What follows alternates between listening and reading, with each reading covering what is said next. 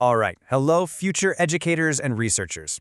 If you're a TESOL student, I know that staring at the beginning of your first big research paper can be, well, a little intimidating.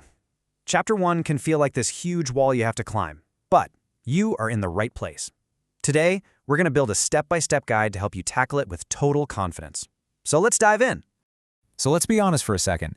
Does that blank page kind of fill you with dread? Yeah, that feeling is totally normal. But I promise you, by the end of this, you're going to have a clear, super manageable plan to turn that scary blank page into a really powerful introduction. So here's our plan. We're going to break this down into 6 key parts, from understanding what Chapter 1 is all about right through to a final checklist to make sure you've nailed it. Okay, let's talk about Chapter 1. I want you to think of it as the foundation of a house. It's not just an intro. It's the section that sets the stage, justifies why your work even matters, and tells the reader exactly where you're taking them. Get this part right, and believe me, the rest of your paper has a rock-solid base to stand on. To put it really simply, your first chapter has 3 main jobs. First, introduce the core problem. Second, give that bird's-eye view of your research. And third, create a super clear roadmap for your reader. It's all about creating clarity right from that very first sentence. All right, let's get practical. How do you build that foundation? Well, every good builder needs a blueprint, right? Let's take a look at the exact structure you're going to follow. And here it is, the official 9-step structure for Chapter 1. I want you to think of this as your personal checklist. We're about to walk through the most important parts of this blueprint right now, so you'll know exactly what goes into each and every section. No more guesswork. We're going to kick things off with 2 of the heavy hitters, the background of the study and the problem statement. You know, these 2 sections really work as a team. The background paints that big, broad picture, and then the problem statement zooms right in to convince the reader that your specific research isn't just interesting, it's absolutely necessary. Okay, now this is awesome. This breaks down what feels like a huge task into a super simple plan. For your background section, just follow this 5-paragraph model. See how it works? You start broad, the general ESL context, then you narrow down to a specific challenge, like speaking anxiety. You explain its impact, then you look at what other people have already tried, and you point out the gaps. And boom, paragraph 5, you introduce your topic, in this case, role play, as the potential solution. It's like a funnel, perfectly guiding your reader right to your study. And hey, to help you write those paragraphs, here's a fantastic tool. These are 50 power phrases you can use. Now the key here is to adapt them. Okay? Don't just copy and paste, but using phrases like, despite numerous studies, or a critical gap exists. Man, that just instantly elevates your writing and makes it sound way more persuasive. And just like with the background, your problem statement can follow this clear 4-paragraph structure.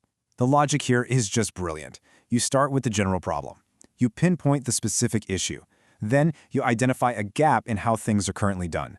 And finally, you state the research gap and justify why your study is needed to fill it. You're building an undeniable case for your research. Okay, so you've established why your study is so important. Now you need to state exactly what you plan to discover. This is the job of your research objectives and questions. And trust me, these are the absolute heart of your study. They guide literally everything you do next. Your objectives are your goals, stated really clearly with action verbs. And what's crucial is that the wording depends entirely on your research design. So, for an experimental study, you might aim to determine the effect of something. But for a survey, your goal is more like to identify students' perceptions. The design shapes your objective. And now for what might be the simplest step in this entire process, which is great news, right? You literally just turn your objectives into questions. If your objective is to determine the effect of role play, your question becomes, what is the effect of role play? Seriously, it is that straightforward. Don't overthink it. Now, what about a hypothesis? A hypothesis is just a specific, testable prediction. But here's the key, and this is important. You don't always need one. Hypotheses are for quantitative studies, like experiments, where you're testing for statistical effects. If you're doing a qualitative study, like a case study or a simple survey of perceptions, you generally won't need a formal hypothesis. Now, when you do need a hypothesis, you're actually going to write 2. The null hypothesis, or H0, states that there is no effect or no difference. It's the default assumption. Then there's the alternative hypothesis, H1. This is what you, the researcher, actually predict, that there is an effect.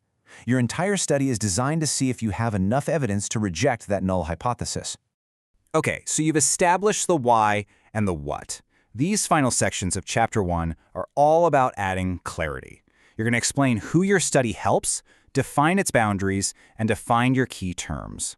For the significance section, please don't just say your study is important. You need to explain who it will benefit and how. Think about all the different people involved. Will it help students? How? Will it give teachers a new strategy? Will it inform curriculum developers? Listing these specific contributions makes the value of your work crystal clear. This next section is all about honesty and clarity. The scope defines the boundaries of your research, who you studied, what you focused on, for how long. And the limitations section is an honest acknowledgement of your study's weaknesses. Maybe you had a small sample size or a short timeline.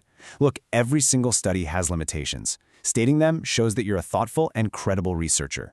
Next up, operational definitions. This is so important. This is where you define your key terms, not by their dictionary definition, but by how you will actually measure or observe them in your study. Let's look at a quick example. First, role play.